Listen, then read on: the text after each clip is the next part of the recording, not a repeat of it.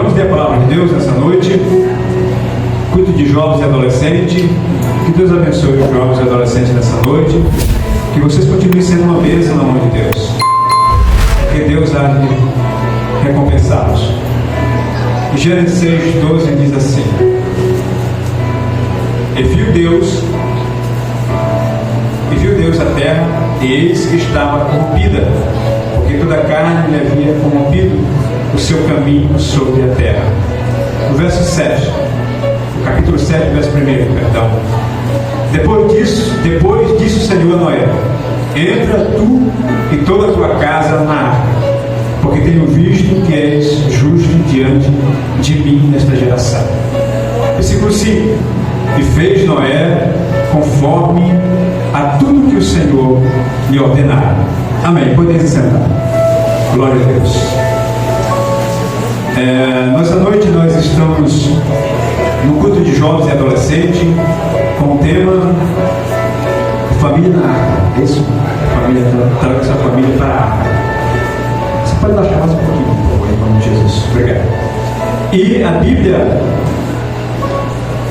dirigido pelos jovens e adolescentes, o apóstolo João, no capítulo 1 João, capítulo 2, versículo 14, parte B, ele disse: Eu vos escrevi, jovens, porque sois fortes, e a palavra de Deus está em vós, e já venceste o maligno. Desde quando vocês tomaram a decisão de servir a Deus e de guardar a palavra de Deus no coração, vocês já são fortes, vocês já venceram o maligno, já venceram o mundo, porque vocês tomaram uma decisão que muitos jovens não tomaram, que é estar na casa de Deus servindo ao Senhor.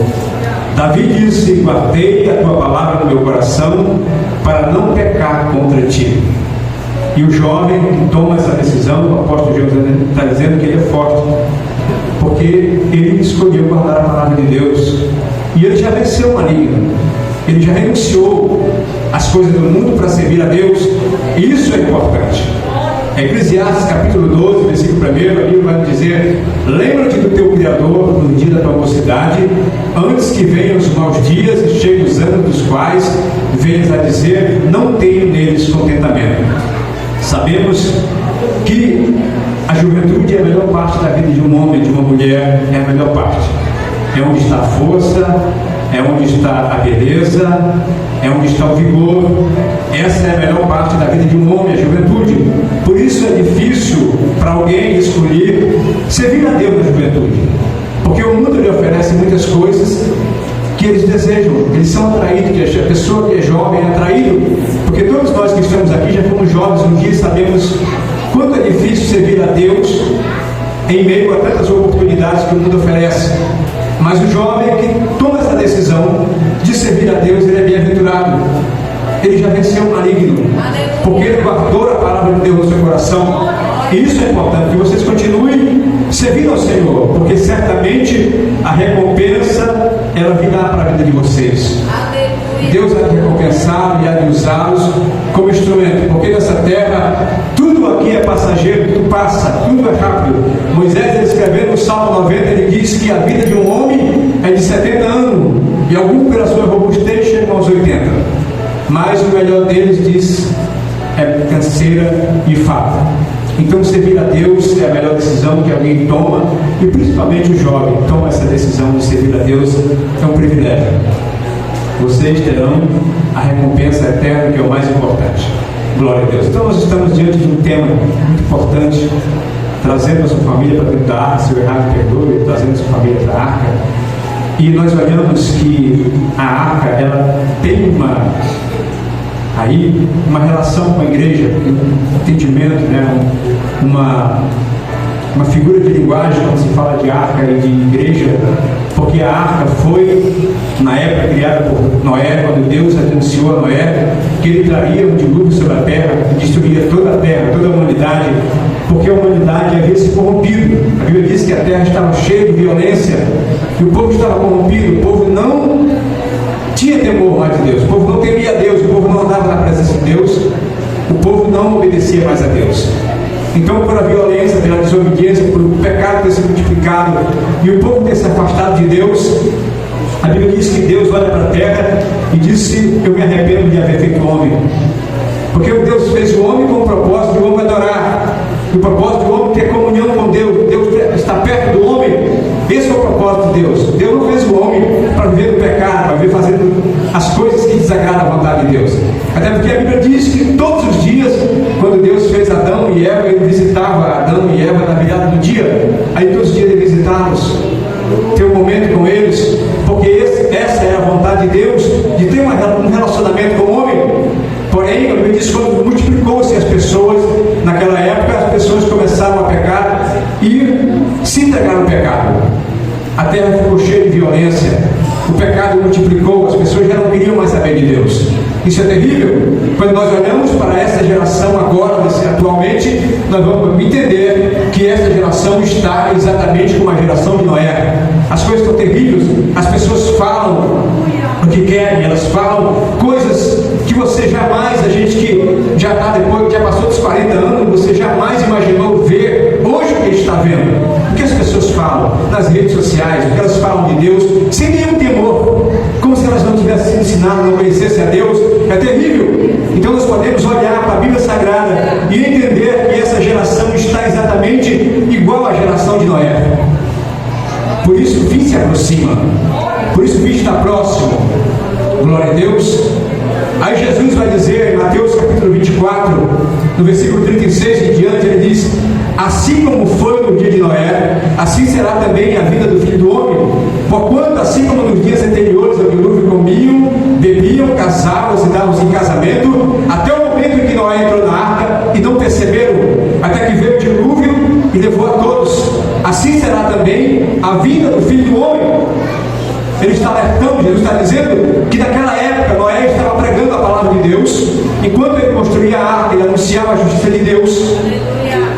E a Bíblia diz que ele pregou em torno de 100 anos, quando construía a arca, ele falava daquilo que Deus ia fazer, daquilo que Deus ia trazer sobre a terra, mas as pessoas estavam desapercebidas. Elas não conseguiam entender, elas não paravam para ouvir, elas não davam importância para que Noé estava pregando, porque Noé estava avisando que havia de vir um dilúvio e destruir toda a terra. Jesus disse que eles estavam casando, dando-se em casamento, comendo e bebendo, e eles não davam importância para a mensagem que Noé estava trazendo. E de repente, disse Jesus, que veio o dilúvio e levou a todos. Todos foram destruídos, todos morreram, somente Noé e a sua família escapou. Por quê? Porque não deve ouvir a palavra de Deus, porque não deve o crédito à palavra de Deus, porque Deus, Ele não fez o homem nem a mulher para que ele morra no seu pecado. Deus fez para que o homem tenha comunhão e também tenha a vida eterna. Porém, o homem tem o direito de fazer a escolha de servir a Deus ou não servir, de querer a Deus ou não querer. Deus, por mais que Ele nos ame, por mais que Ele tenha nos criado e por mais que Ele queira que nós vamos morar no céu, mas Ele não pode nos forçar a tomar uma decisão de o servi-lo. A decisão tem que ser nossa.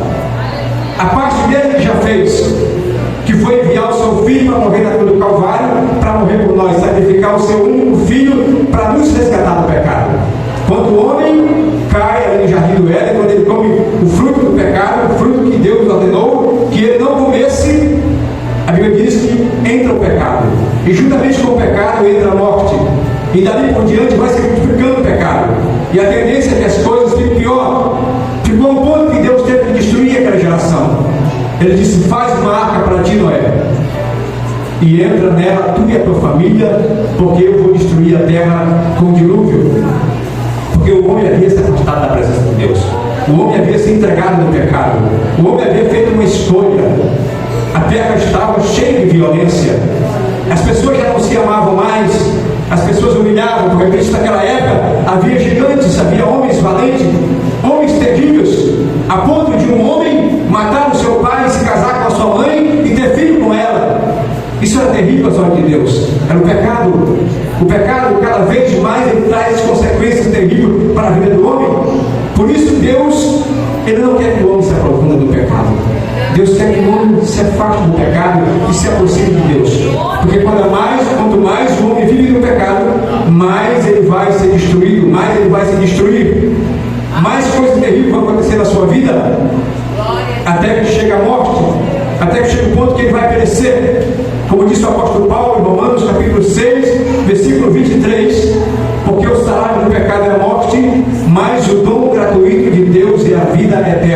Ele está dizendo que uma vida de pecado vai levar à morte.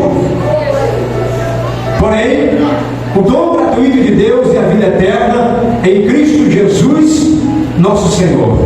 E quando o pecado traz a morte, vem longe de Deus, e causa ao homem, levou a morrer, Jesus Cristo, oferecido por Deus em sacrifício, é o dom de Deus que nos dá o direito à vida eterna.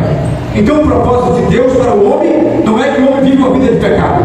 Não, é que o homem viva próximo de Deus. É que o homem se aproxime de Deus, para que tenha um relacionamento com Deus, para que ele não venha perecer, para que ele não venha ser destruído. Por isso, naquela época, Deus providenciou um escape para aquele homem que era justo, para que ele pudesse recomeçar tudo de novo, para que ele pudesse dar um novo início, porque aquela geração já não dava mais ouvido para a palavra de Deus. Era uma geração que já não se importava mais com Deus, se esqueceu de Deus e não dava ouvido àquilo que estava sendo pregado. Um homem justo, enquanto construía a arca, ele pregava o arrependimento, a justiça de Deus, que Deus haveria de destruir. Mas as pessoas já não davam mais crédito. Elas estavam tão longe que elas não conseguiam mais ouvir a palavra de Deus, não conseguiam mais ouvir a mensagem. Isso é perigoso, porque o pecado, a Bíblia diz que ele faz separação entre Deus e o homem, ele cria uma barreira. E a única forma da gente quebrar essa barreira é a gente se arrependendo dos nossos pecados, deixando a prática do pecado e se aproximando de Deus. Essa é a única forma de Deus quebrar a barreira, para que a gente possa ter acesso novamente a uma vida com Deus. Somente dessa forma. E qual é a única forma que a gente pode se aproximar de Deus? É aceitando a Jesus como Salvador da nossa vida. E nós tomamos essa decisão, saindo da velha criatura. Agora somos nova criatura em Cristo Jesus, porque tomamos a decisão de aceitá-lo a Ele como Salvador da nossa vida. E agora nós podemos entrar na arca, não mais aquela arca que Noé construiu para levar a ele, a sua família e os animais daquele dilúvio, mas agora a arca é a igreja. E como é que nós podemos entrar na arca? Nós entramos por meio de Jesus Cristo. Ele nos deu acesso, Ele nos deu a oportunidade, Ele nos deu o direito de estarmos aqui, agora dentro da arca. Nós iríamos ser destruídos, todos nós íamos perecer. Assim como aquela geração de Noé pereceu, nós também íamos perecer. Todos nós que estamos aqui estamos condenados à morte. Mas, de repente, Deus sempre tem um plano, um escape, um projeto para nos livrar. E Ele dá o seu Filho, Jesus Cristo, para morrer por nós. Ali no Calvário, assim nos dando o acesso e a oportunidade de poder entrar na arca, poder entrar na igreja e poder cultuar o Senhor Jesus Cristo, poder adorar a Deus e poder ter uma vida de comunhão com Deus, para que possamos entrar no céu de glória, ter o nosso nome escrito no livro da vida e também salvar a nossa família, porque não basta só nós estarmos aqui. Eu tenho certeza que nem todos que estão aqui, a sua família está aqui juntamente com você. Mas qual é o desejo do seu coração? É que a sua família esteja aqui com você. Glória a Deus. Mas você tem feito para que a sua família esteja aqui? Você tem orado pela sua família? Você tem pregado a palavra de Deus para eles?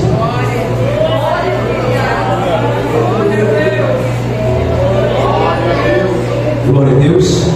É nossa responsabilidade pregar o Evangelho para a nossa família, para que eles também possam entrar na arca juntamente conosco, porque não basta só nós estarmos aqui.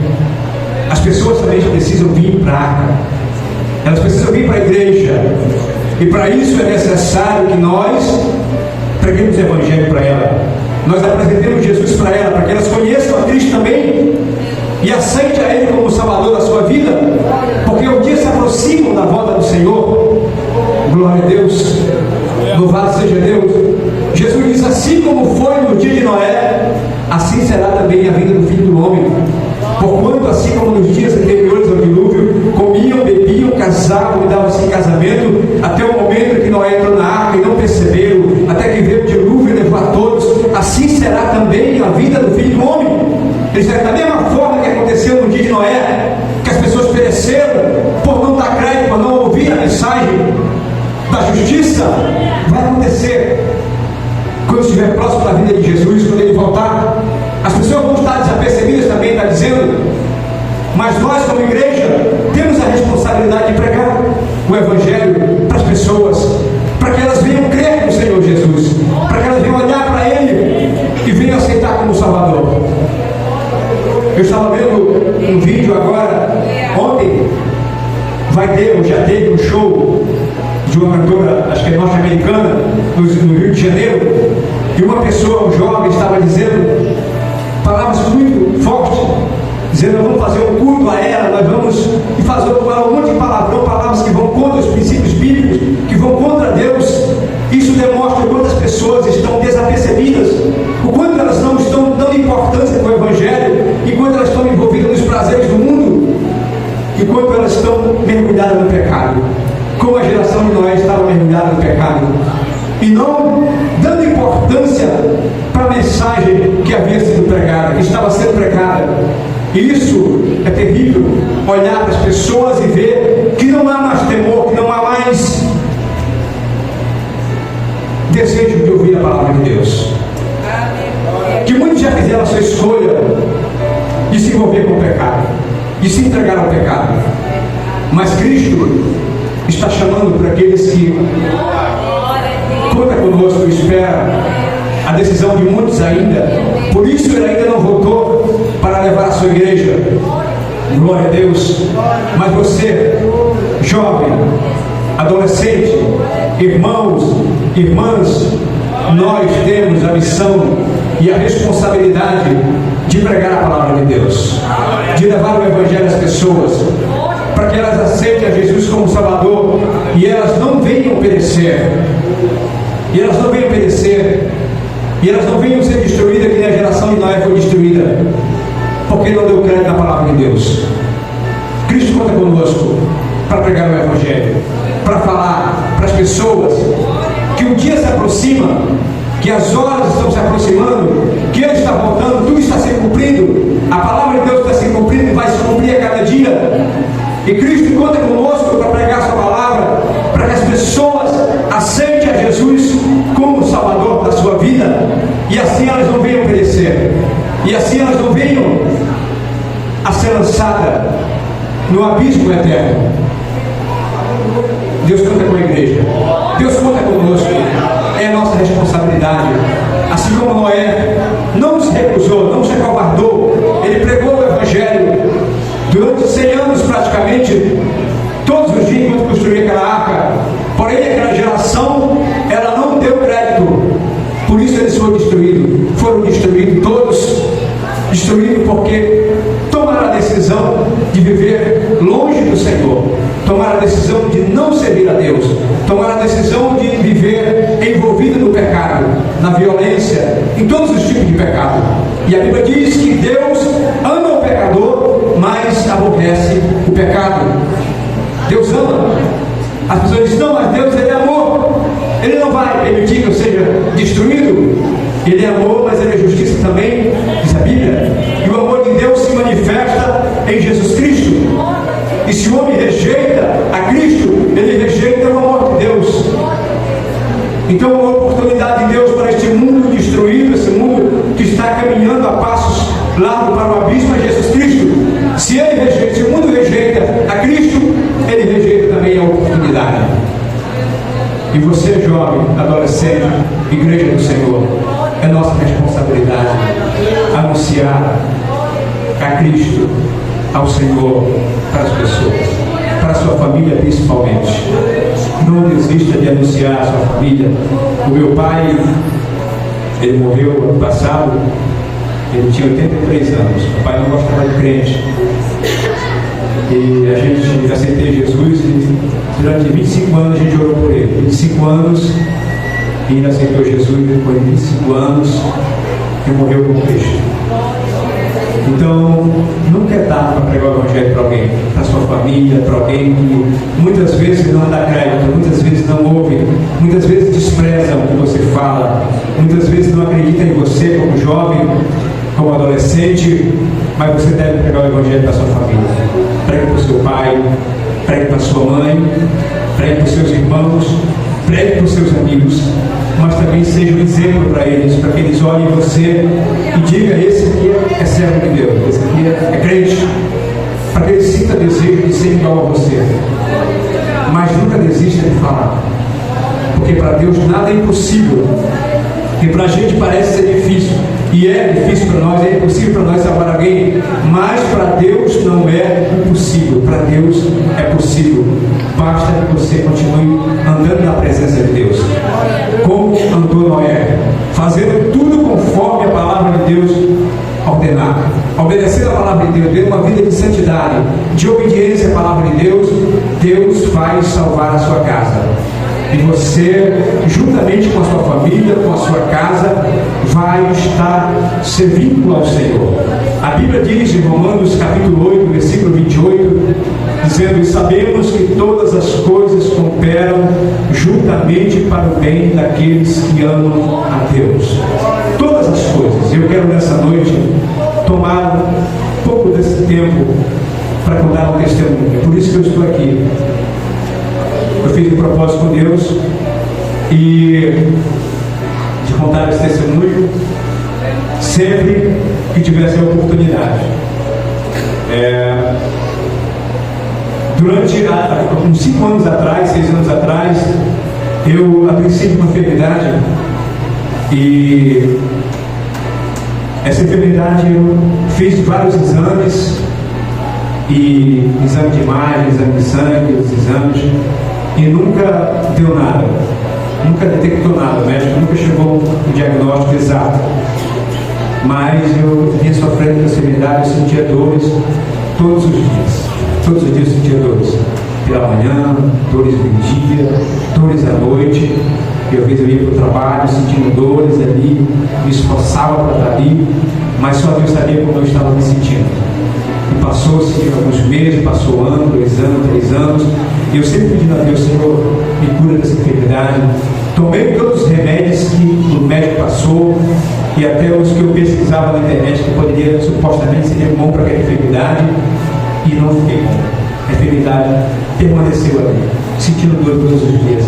Mesmo assim, eu não parei de caminhar, eu continuei caminhando para a casa de Deus. Eu continuei indo para a escola dominical, ensinando. Quando eu tinha a oportunidade de falar de Jesus, eu falava. Continuei servindo ao Senhor, mas caminhando enfermo, sentindo dores todos os dias. E quando foi no ano de 2026, piorou mais, veio mais enfermidades. A gente foi acometido por uma depressão e ansiedade muito forte. Alguns irmãos sabem, minha esposa, Alice, o Raimundo também, a gente jogava junto.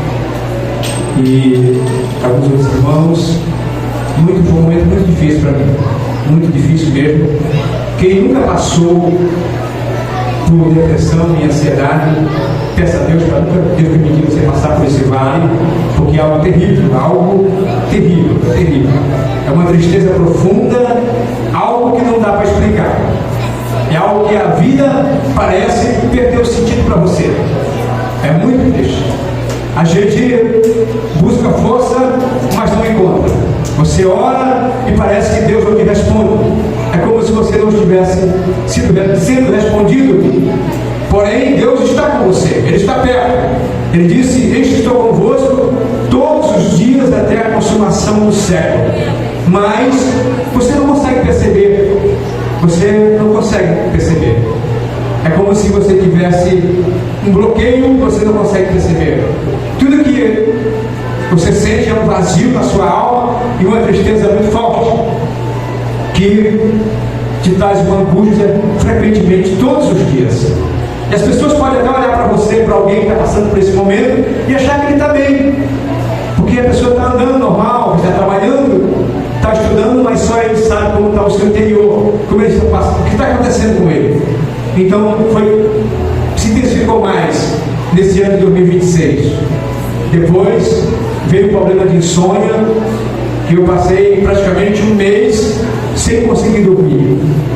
Para ali piorou mais o meu estado, porque parece que eu ia morrer. Você passa uma noite, 2 noites, sem dormir, 3 noites, você começa a achar que não vai dormir mais. Você bate um desespero, não poder mais dormir. Então é uma situação terrível. A minha esposa está aí, ela sabe o momento que eu passei, que eu ia definhando cada dia. As pessoas percebiam como estava a minha situação, o meu estado. A gente fica abatido pela situação que você luta e parece que você não vai vencer, parece que não vai passar. É terrível. Então eu fiz um voto com Deus: Senhor, se o Senhor me curar, se eu não morrer nessa situação, todas as vezes que eu tiver a oportunidade, eu vou testemunhar, eu vou falar que o Senhor me deu mais uma chance, que eu passei por esse vale e não morri. Eu tenho certeza que muitas pessoas já passaram por esse momento, estão passando, porque é uma doença chamada pelos especialistas a doença do século. Muitas pessoas estão sendo acometidas por essa doença, é terrível. Por isso, é importante que a gente ajude as pessoas. Se você perceber que alguém está passando por isso, ajude, dê uma palavra, abrace, ore com essa pessoa, visite. Isso é importante, vai fazer toda a diferença. E principalmente os jovens adolescentes, é uma taxa maior que é atingida por essa enfermidade, mas nem todos, ou seja, todos são sujeitos, ninguém está isento. O psiquiatra Augusto Cury, no escritor evangélico, ele diz que 10 milhões de pessoas por ano no mundo, elas cometem suicídio, elas tiram a sua vida vítima da ansiedade, da depressão. Imagine, irmão, 10 milhões de pessoas indo ao inferno todos os anos. Presbítero de Rio Unido, é muita gente. 10 milhões de pessoas, nem a capital do estado do Amapá tem 1 milhão de pessoas. Diz que tem aproximadamente 700 mil pessoas. Então imagine, multiplique 700 mil pessoas vezes 12 ou 15 para você chegar a 10 milhões, até mais, né? É isso. Todos os anos, pessoas que morrem vítimas da depressão e ansiedade, uma enfermidade que mata. Por que as pessoas morrem? Porque elas tiram as suas vidas. Não é morrer, é tirar as suas vidas, porque elas não conhecem a Cristo. Porque traz um desespero muito grande. Eu digo para vocês, como experiência própria, que traz um desespero muito grande, uma angústia que parece que não vai passar. Você não sabe quando vai passar. Você é acostumado a ir para a escola, trabalhar, estudar, e é normal você estar feliz por trabalhar, mas de repente você não tem mais vontade de ir para o serviço, você não tem vontade de ir para a escola, você não tem mais alegria de ir num restaurante, de ir para a igreja, e você começa a ficar isolado. E isso parece que não vai mais terminar. A gente foi para o Maranhão, que com a minha esposa, ela pagou o pacote do passeio, meu irmão Antônio estava junto, a irmã Tereza e a família toda. A gente estava no Lençóis Maranhenses, é um lugar dos mais bonitos do Brasil e do mundo, mas eu não conseguia aproveitar. A tristeza está sempre presente, mas o crente tem uma esperança. O crente não perde a esperança. O diferencial do crente é esse, que ele passa pelo vale, mas ele tem uma esperança. Ele não é que nem o mundo não tem esperança. O mundo se desespera e acha que o único jeito é dando um cabo na sua vida e se matando. Por isso o número tão alarmante de pessoas que tiram a sua própria vida, porque eles não conhecem a Cristo. E isso, o desespero, leva a pessoa a tirar a sua vida. Mas nós temos a responsabilidade de anunciar para as pessoas que Cristo pode libertar elas, que Jesus pode livrar da depressão, pode curar da ansiedade e pode dar uma vida novamente normal.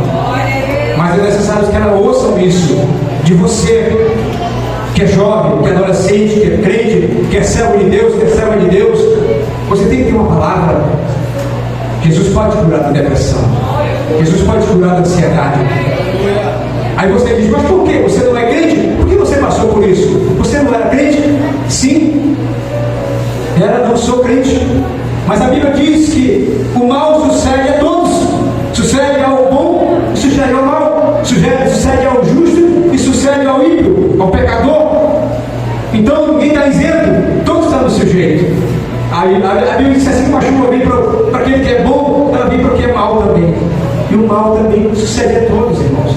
Todos nós estamos sujeitos. Agora, o diferencial é que a gente tem uma esperança que o Senhor pode se manifestar em nosso favor e pode nos curar. Vamos olhar para alguns homens da Bíblia. O profeta Elias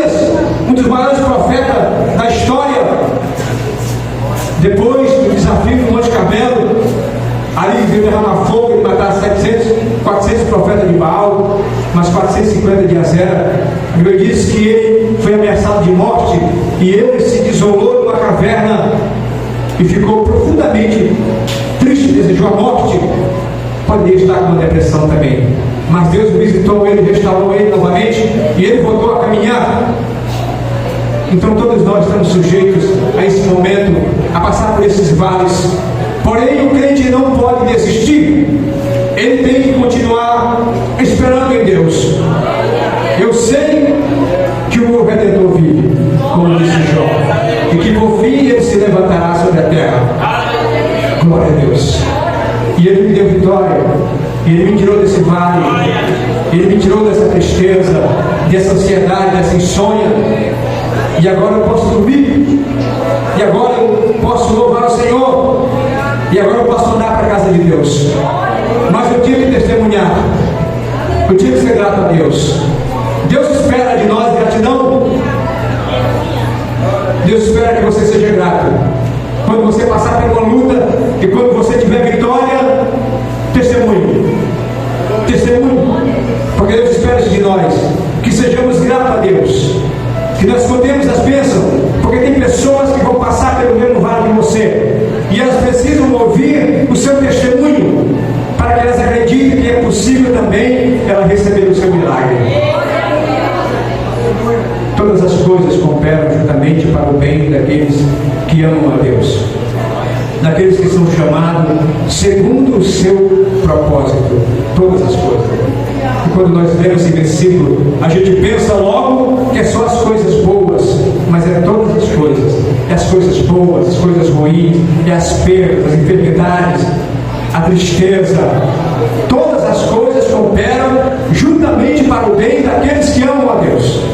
Porém, quando nós obtemos vitória, nós devemos voltar para a casa de Deus para testemunhar do milagre que nós recebemos. Quando Jesus curou aqueles 10 leprosos e apenas um voltou para agradecer, Jesus questionou: não foram 10 os limpos? E onde estão os outros 9? Só um voltou para agradecer e ainda é estrangeiro e ainda é samaritano. Ele estava dizendo: os crentes não voltaram. Somente um que não é nem crente voltou, que nem conhece a palavra de Deus, que não conhece rituais, que não foi ensinado. Porque a Bíblia diz que os samaritanos, ele era considerado pelos judeus como alguém que era mestiço, que era imundo, que não merecia salvação. Porque os judeus eram o povo de Deus, assim como nós somos aqui o povo de Deus, que ouve a palavra de Deus, que é ensinado toda semana, todos os cultos, que conhece a Bíblia, que tem a palavra de Deus na mão. Mas somente o estrangeiro, que era considerado alguém que não tinha direito na salvação, voltou para agradecer. E os crentes não voltaram. 9 crentes, nenhum voltou. Somente um que não era crente voltou. Aí Jesus disse: não foram 10, aonde estão os outros 9? Só um voltou para agradecer, ainda é estrangeiro. Irmãos, se tem uma coisa que Deus espera de nós, é gratidão. É reconhecer aquilo que Deus tem feito por nós. É vir para um culto como esse e adorar o Senhor. Não fica olhando o pregador, porque tem gente que não está dando glória a Deus porque está esperando que o pregador não impressione. Mas você está aqui para adorar a Deus, porque o Deus da palavra está aqui. O Deus que te salvou está aqui. O Deus que mudou a tua história está aqui. E não precisa o pregador começar a pregar, alguém ficar bonito, para que você o adore. Adore porque você é grato por o que ele tem feito por você. Alguém recebeu uma bênção de Deus essa semana aqui? E você já adorou a Deus por isso? Você já levantou as suas mãos e adorou o Senhor por isso? Alguém já recebeu o livramento de Deus e adorou a Deus por isso? Você adorou a Deus pela sua família? É isso que Deus espera de nós. Reconhecer. É gratidão. É reconhecimento por aquilo que Ele tem feito por nós. Glória a Deus. Gratidão é memória do coração. Diz o certo escritor: quando você não tiver nenhuma bênção para contar, conte as batidas do seu coração. Conte. Está batendo. Conte isso. Está batendo. Seja grato. A Bíblia diz que a ingratidão é um pecado. Quem é ingrato peca contra Deus. Mas quem é grato é abençoado por Deus. Reconhece, adora, sabe de onde ele veio, sabe de onde Deus o tirou, sabe o que Deus tem feito por ele, e por isso ele adora o Senhor. Glória a Deus. Quero que você fique de pé comigo nessa noite. Glória a Deus. Glória a Deus. Glória a Jesus. Ele está aqui, irmãos, para receber o nosso louvor, a nossa gratidão, o nosso reconhecimento pelo que Ele tem feito por nós, porque grandes coisas o Senhor tem feito por nós. Bendito seja Deus. E tudo que Ele espera de nós é que nós reconheçamos isso, é que nós levantemos as nossas mãos na casa do Senhor e adoremos o Senhor, porque Ele não tarda em voltar, está perto cada dia mais. Tudo esse culto está se aproximando o dia da sua vida. Glória a Deus. Eu queria, jovem, adolescente, irmãos, olhe para o seu lado e olhe e veja se tem alguém aí que não é servo de Deus ainda, que não aceitou Jesus como Salvador ainda. Convide ele para aceitar Jesus como Salvador.